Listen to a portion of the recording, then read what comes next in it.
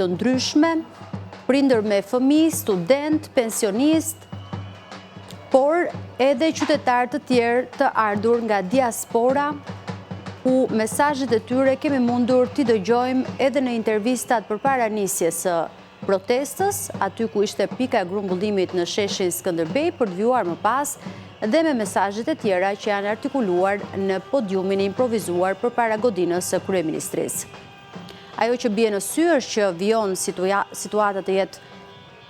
e ngarkuar emocionalisht, plot me thirrje, me pankarta në duar, me slogane ku nuk mungojnë dhe flamujt kuqezi që protestuesit mbajnë në duar, duke brohoritur kërkesën e tyre e cila mbetet e pandryshuar që prej ditës së parë, dorëheqjen e kryeministit Edi Rama dhe ndryshimin politik të vendit.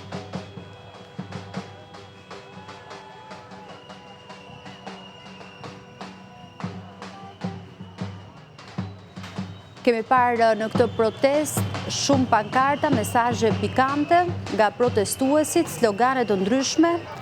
të cilat artikulojnë dorëheqjen e kryeministrit, zgjedhje të lira, fundin e korrupsionit dhe përgjegjësi politike për gjendjen ekonomike dhe emigracionin masiv.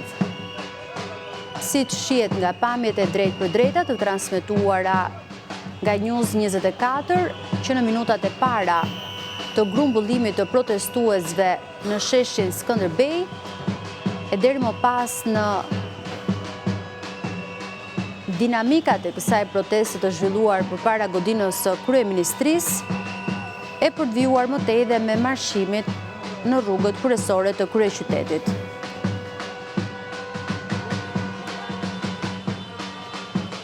Ndërkohë që kujtojmë që një element i rëndësishëm politik i ditës së sotme ka qenë dhe një aktivitet i organizuar në sheshin Italia, 35 vjetori i Partisë Socialiste, ku për qytetarët dhe protestuesit është konsideruar si një anti-miting. Por qytetarët kanë treguar edhe një herë rezistencën e tyre, qytetarin duke bërë thirrje që mos të bien pre provokimeve, për të vijuar rezistencën e tyre duke shprehur pakënaqësitë politike nëpërmjet mesazheve në podiumin e improvizuar, por gjithashtu dhe nëpërmjet pankartave që mbajnë në duar.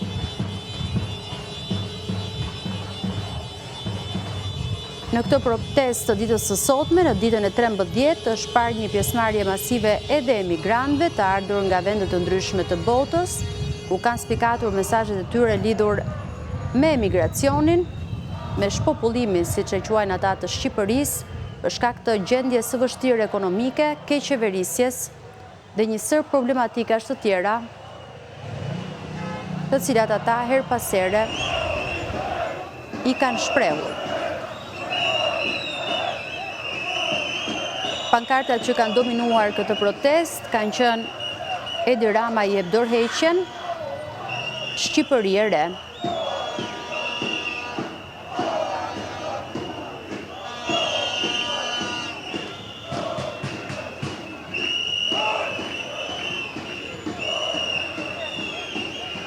Kjo protest ka treguar që nuk ka qenë një tubim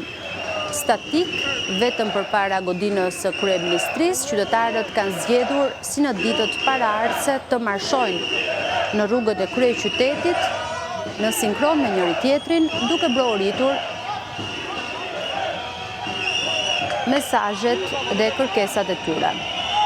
Një protestë e cila ka treguar si asnjëherë më parë një rezistencë, një qëndrueshmëri, një vendosmëri të protestuesve për të mos u dorëzuar deri në plotësimin e kërkesave të tyre. Atmosfera karakterizohet, siç shihet nga pamjet, nga thirrje, pankarta, valvitje të flamurit kuqezi që ka qenë kryefjalë për gjatë gjithë këtyre ditëve. Pasur një solidaritet masive dhe nga qytetarët, të cilët kanë qenë drejtues automjetesh në rrugë, nuk kanë shprehur as pak nervozizëm, janë solidarizuar me protestuesit që kanë marshuar në rrugët e Tiranës, një pjesëmarrje masive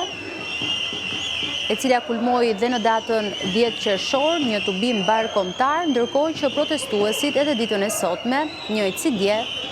kanë përmendur datën 13 qershor, pikërisht ditën e nesërme,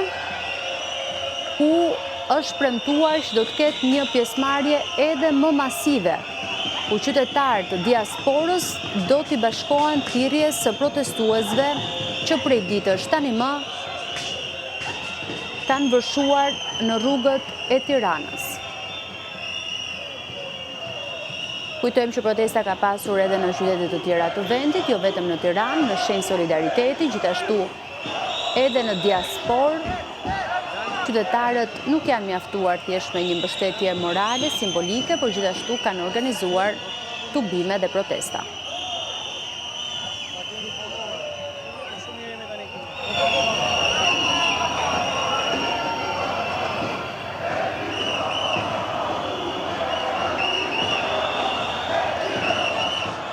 Vjojnë thirrjet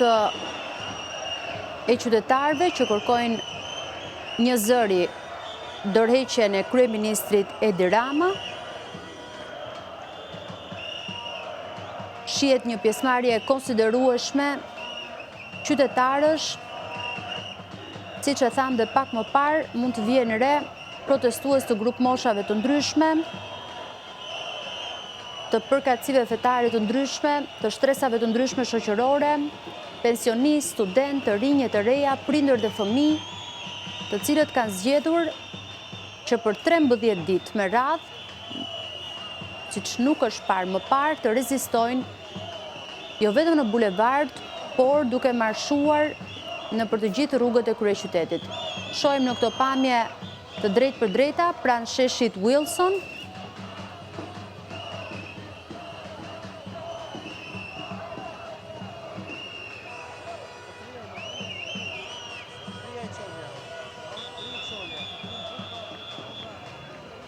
Një protest duhet thënë e mirë organizuar, pa një lider, pa asnjë logo politike, një protest krejtësisht qytetare, paqësore, ku nuk është regjistruar asnjë incident, pavarësisht provokimeve. Thirrja e tyre ditën e sotme ka qenë mos bini pre e provokimeve lidhur me aktivitetin e Partisë Socialiste që për protestuesit dhe organizatorët është quajtur anti-miting.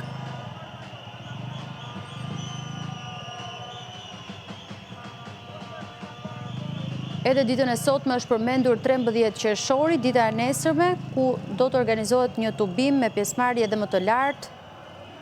ku diaspora ka premtuar që do të jetë një mbështetje shumë e madhe në këtë protestë. Ka pasur ditën e sotme dhe thirrje drejtuar drejtësisë dhe SPAK për të reaguar duke kërkuar edhe një herë dorëheqje të kryeministit Edi Rama, ndryshim politik, hetim dhe konfiskim të pasurive të zyrtarëve të korruptuar.